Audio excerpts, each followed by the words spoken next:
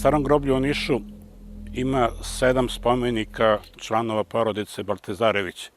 Sve je krenulo od ovog čoveka Mileta Balteza i prezime Baltezarević je jedinstveno prezime u svetu. Svi imaju poreklo iz Niša.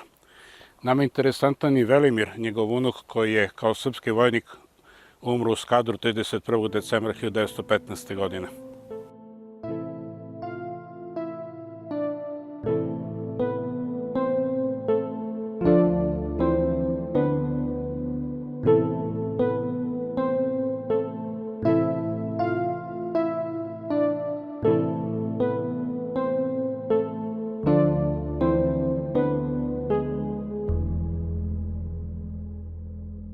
Aćim Čavdarević je bio učitelj u Nišu. Milorad Čavdarević je bio predsednik opštine Niš od 1929. godine do 1935.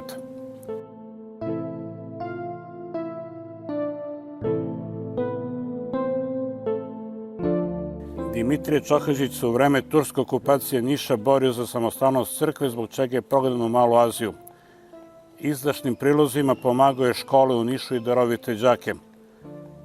Sotir Čohađić je bio rezervni sudski kapetan druge klase i predsednik suda. Vladimir Čohađić je bio potpredsednik gradske opštine Niš.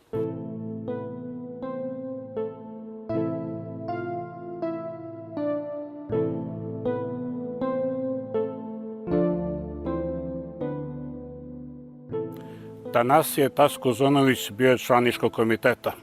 Njegov sin Ljubomir poginuo u Bregalničkoj bici, drugi sin Sava sa Krajnjine na Zetilniku. Najpoznatiji sin Taska Uzunovića je Nikola Uzunović, predsednik kraljevske vlade u 4 mandata između 2 svetska rata. Danas građani Niša i građani Srbije ovu porodicu prepoznaju po glumcu Tanasiju Uzunoviću. Nažalost, zbog neočišćenog groblja, mi danas nismo mogli da dođemo do groba porodice Uzunović.